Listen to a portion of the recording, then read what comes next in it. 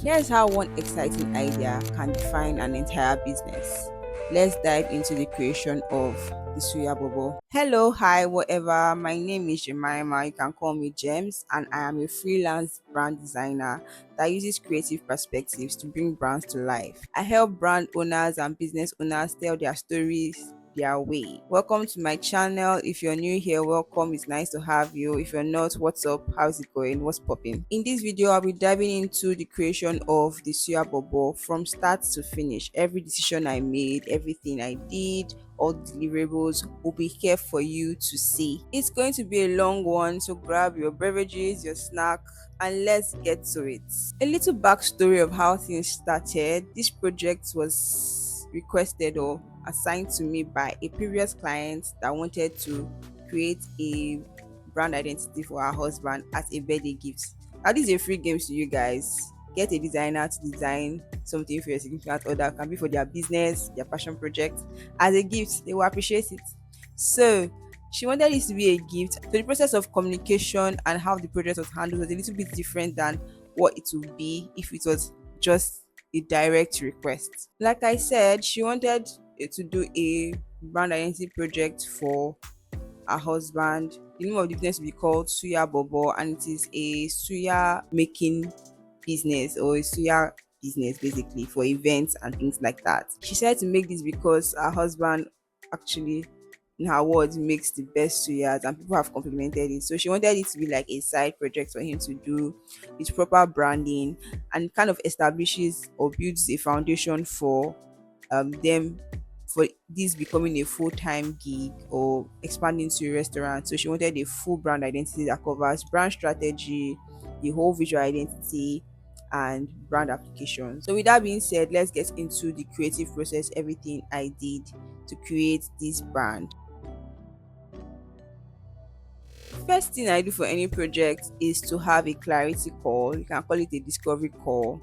And this call helps me to understand what the business is about, who it serves, who are its competitors, how does it seek to position itself, what makes it different from other businesses out there. I engage in this call with the brand owner, usually my clients that reach out to me, and other relevant stakeholders. After asking a series of questions, we get a basis of what I'm going to create, what the brand is about, the culture, the vibe they are going for, things like that. Once the strategy call was complete, I had a good idea of where to start my research. So I do a lot of research, market, especially if I'm doing a full strategy, a full brand strategy that is. I do market research, audience research, competitor research, culture research, visual research, a lot of research basically just to get a bearing for how I want to position this brand. After doing all this research, I put everything in a document and I present it to my clients. For my research and from the presentation that I gave the clients, we have a general audience description, which are Nigerians and Africans in the diaspora who want a taste of home through food and community, right? So this target audience is divided into two other segments, which are like younger Nigerians who are called experience seekers. You also have the older demographic, so people that are a little bit older. I call them the mainstreamers. So these are people that will majorly invite you to their events to cater for their events because they're always hosting something, having a party, things like that.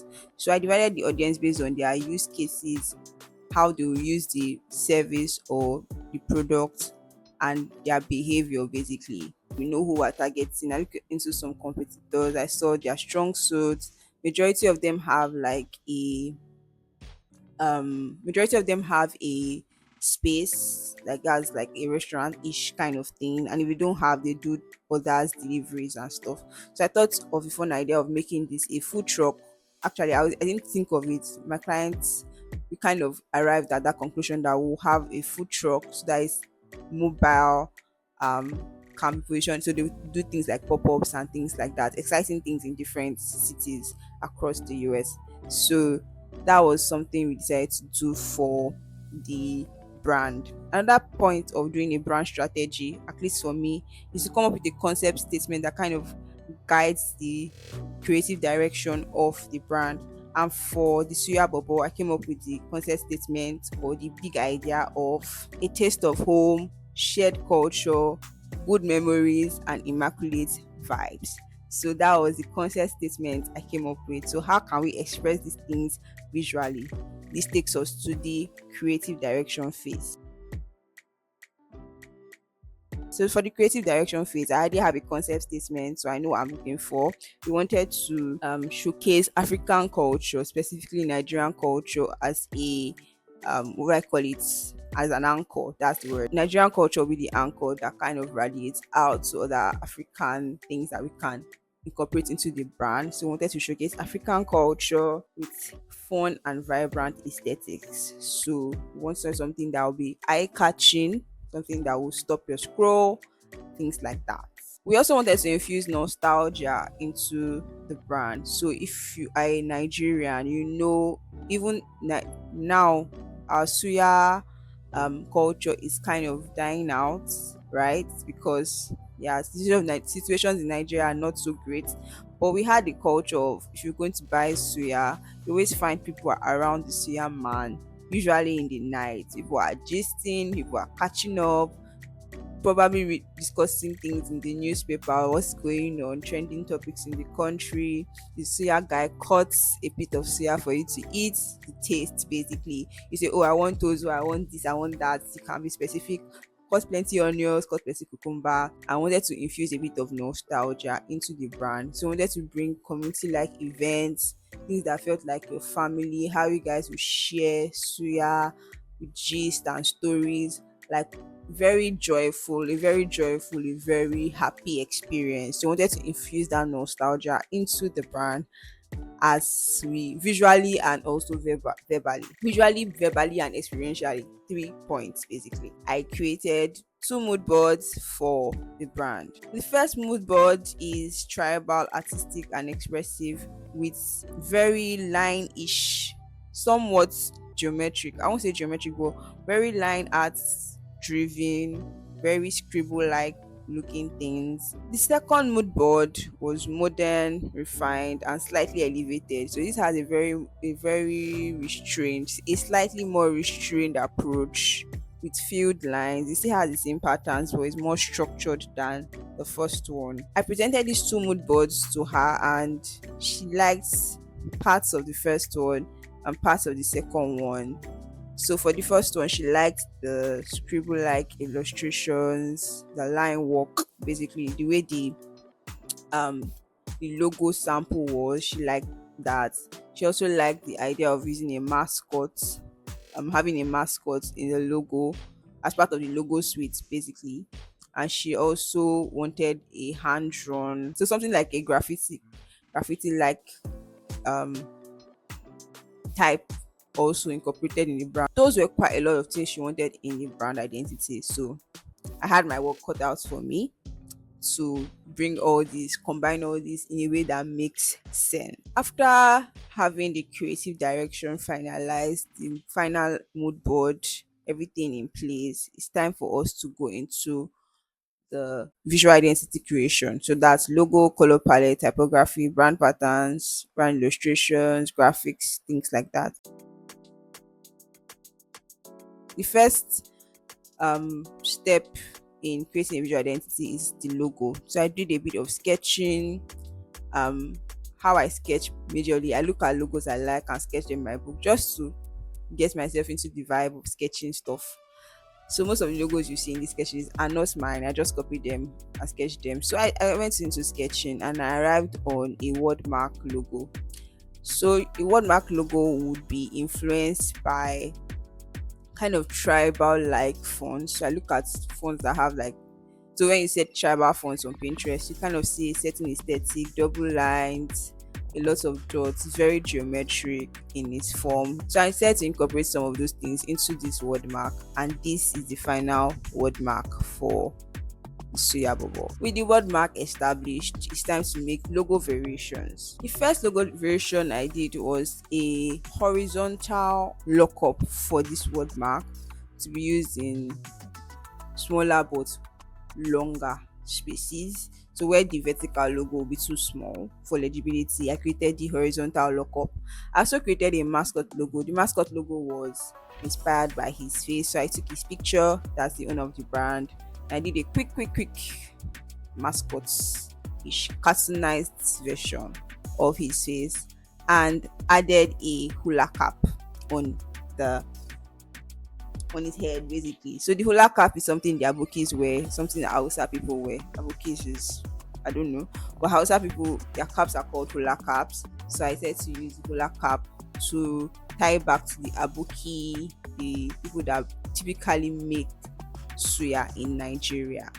I also created a submark logo, that is the mascot logo with the brand name in a circular lockup.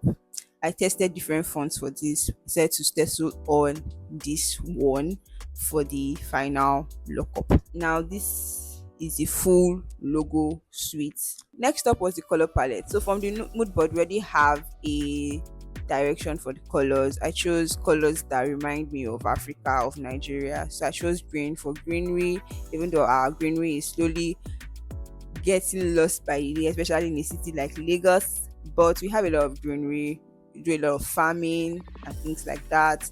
I chose browns for mud huts. They kind of remind me of mud huts, the soil, clay soil, things like that. I chose orange and yellow because they are mostly using food brands. So I wanted something that still ties back to food and they add a bit of vibrancy to the color palette. And I chose my neutrals, white and black, for to complete the color palette. So that was the whole color palette I used for this brand. After deciding on the color palette, the next thing to approach is the typography. For the typography, I tested out quite a number of fonts. I was looking for fonts that were either made by Africans or African use, because that's the theme we're working with here. So I tested out different fonts. I tried different type hierarchies, tested out different things, and I finally settled on three fonts. Ojuju font by Chisa. It was released last year, and I thought very beautiful, very wonderful. It kind of ties in with everything else that I have been doing. It's created by a Nigerian, made for Nigerian use, inspired by masquerades, and I wanted to infuse that bit of culture into the brand. So I chose Ojuju, and I like it. I like the way Ojuju looks because it's very interesting to look at. So it has a bit of personality that I love. I balanced it out with Satoshi, I think. Is it Satoshi I used? Let me verify that. Yes. I balanced it out with Satoshi for the body font, which as copy. And finally, I used a font called Bolu Bolu. Bolu Bolu. I don't know. Bolo. Okay, it's called. I use a font called Bolo Bolu as an accent font. So this will serve as a handwritten graffiti kind of font. And you see how we're using these three in different use cases. That was everything we did for typography, or I did for typography. Only me worked on this. I didn't have an assistant. Now, with the typography system established, we're moving on to brand illustrations and icons. So for brand illustrations, I said to create masks. Actually, I was inspired by the Festac Max thing. I think is it the Festac Max? But I think it was the Festac Max. But I think the Max is Queen Idia. I think so. I'm not really sure. So that sparked a series of me creating marks. So I created I think four marks. I found references on Pinterest, on Google Images. Marks basically that were created in different parts of the country, in the eastern parts, in Benin, things like that. So I created four of them. Three of them were people, one was an animal, a lion. So I created those marks as the brand illustrations. Now where this will be used, I was not really sure, but I was thinking that we're going to use them as like packaging, um, access for packaging, access for social media and things like that. So I just created them because I was going to find a use case for them eventually. I didn't figure it out at that time, but I created four of them.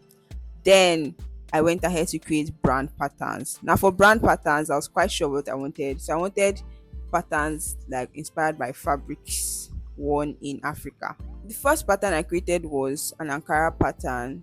So I took inspiration from Ankara pattern and used just simple geometric shapes to create this pattern. After creating the Ankara pattern, I created a maze-like pattern inspired by this particular cloth. I wanted the maze-like pattern to kind of signify the desert areas, basically. Something like we have our dune in Nigeria in the northern parts. I wanted something to to represent the sandy, rocky terrain of the country. And so I created the maize pattern.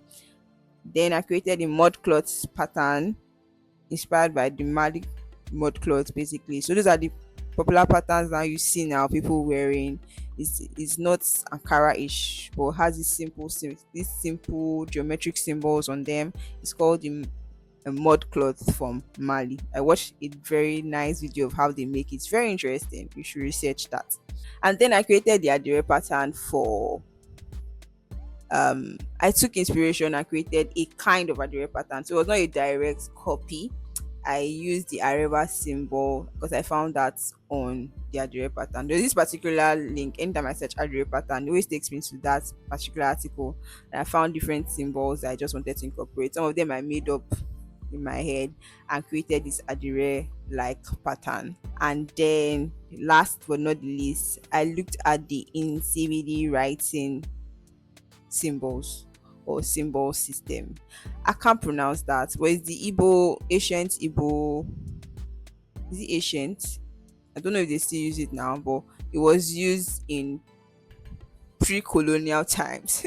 That's the word. It was used in pre-colonial, probably in colonial times too, to communicate by the Igbo people of Nigeria. And I saw a chart that kind of explains different symbols. I took from that chart different symbols, meaning like eating, drinking, music, community, wealth, luxury, things like that, abundance. I took those symbols and made it into a pattern. For the brand icons, I took some of those symbols I created, the CBD symbols and the symbols from the mud cloth, the adire, things like that. I took symbols from there and used as the brand icons. So these icons represent what I said: eating, drinking, music, community, wealth, abundance, things like that. So those are the brand icons I created for this brand.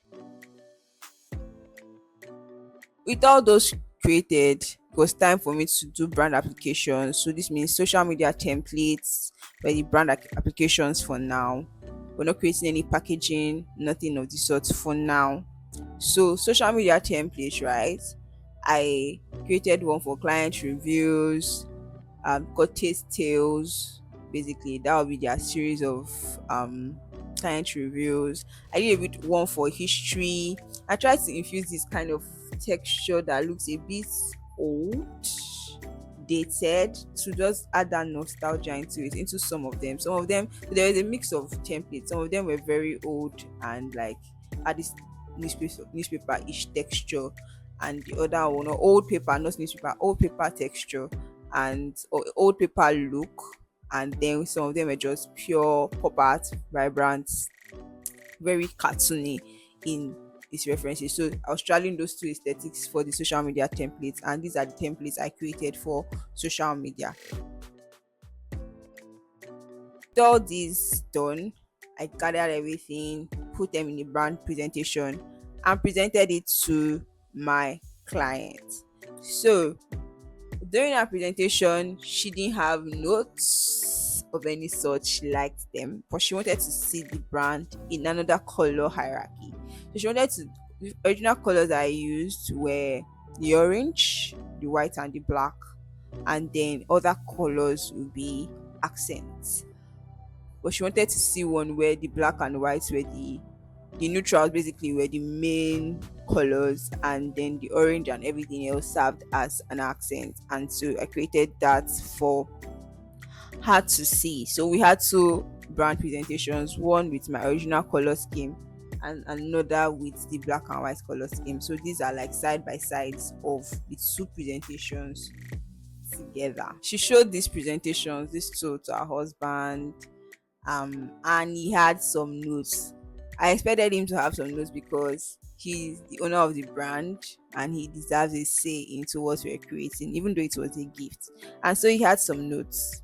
The first thing he said was talked about was the colors. So he said he wanted the orange and the yellow to be the more prominent colors in this brand, because he also, like me, had heard about color psychology and how certain colors evoke appetite. So yellows, oranges, reds, things like that are known for food, are used in food brand because they have been proven to evoke appetite and things like that. And so he wanted those two colors to be the main colors of this brand. Everything else serves as neutrals and accents. So that was the first change he wanted to see. Then he also wanted the mascots to be expanded, to be more diverse. And how we're going to make it diverse was, so we're going to have the mascots in three different caps. So now bear in mind, so these are different logos already. So I already have like, I think what I'm already working with like four 4 to 5 logos already. And so if we diversify the mascots, we'll have more logos. But I understood his point. He wanted the tribes of Nigeria to be represented. So for the Yoruba tribe, so that's the three major tribes, because we have a lot of tribes in Nigeria, a lot. We have quite a lot of tribes in Nigeria. So for the three major tribes, I wanted to represent them in the mascots. So for the Yoruba cap, I chose the Abeti Aja because it's easily recognizable. And for the other cap, I forgot what it's called. I was not sure what direction the cap was supposed to face.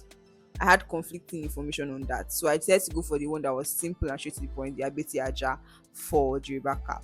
Now for the Igbo cap, Igbo people have three caps that I know. So you have the small red cap that has that thing pointing. I don't know the name, but has that thing pointing out. And they have the red cap that is long, and they used to put the feather at the side. And they had the other one that is red, white, and black that kind of falls over here. It's knitted and it has that bulb of knitted flesh here. So I found out that the red one, the one that has the one that is falling, I'll post the image here, is meant for chiefs.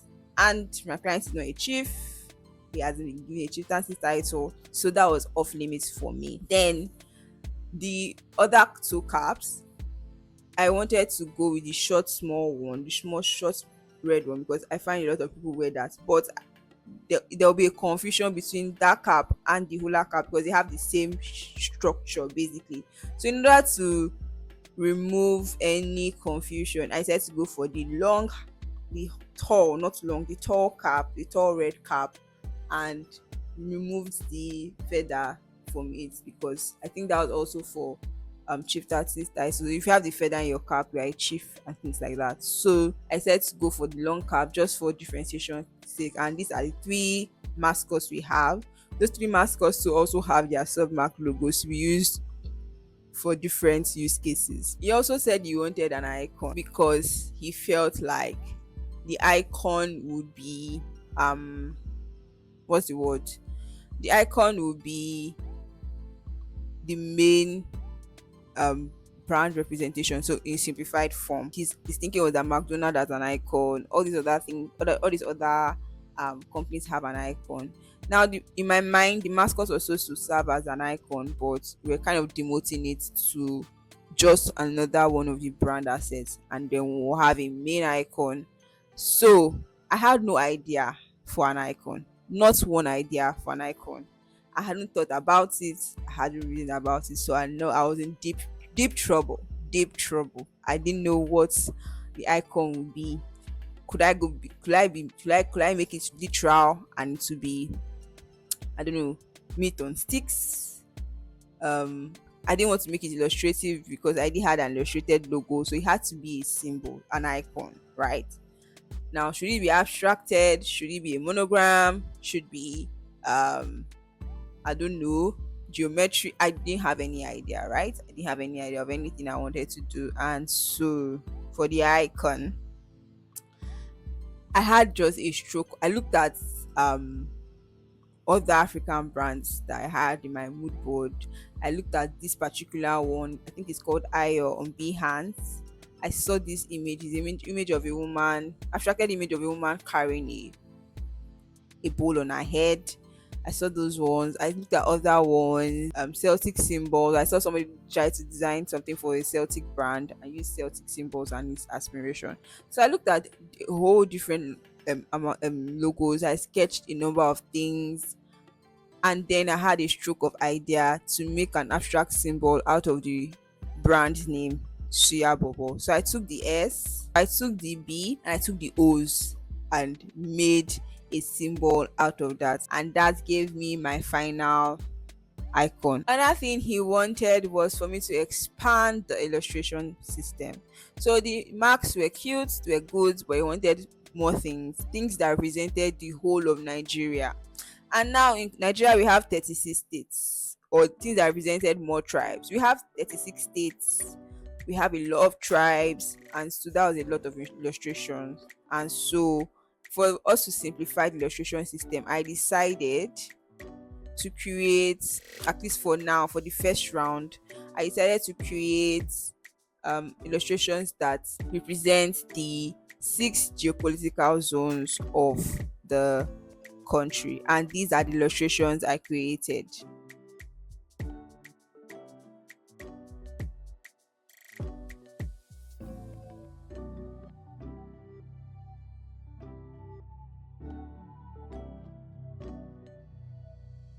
This is Suya Bobo's visual identity. I just want to take a moment to truly thank you. Thank your creative genius. It's great when a creative genius and a creative visionary meet. I believe we started this journey probably, I think, 2023, and you've just been a part of a lot of my projects. And I'm just short of words. Honestly, from the very start, your approach with all three of the projects have been nothing short of exceptional. Your creativity, your insight, and dedication has truly elevated all my brands. You understand what it means to me to be an authentic and impactful brand, and you've done that with just the strategy behind all three. For Suya Bobo, which is more of a passion project that I had from my husband, I just loved your guidance was a game changer. I like you took everything that I've told you and you created a masterpiece.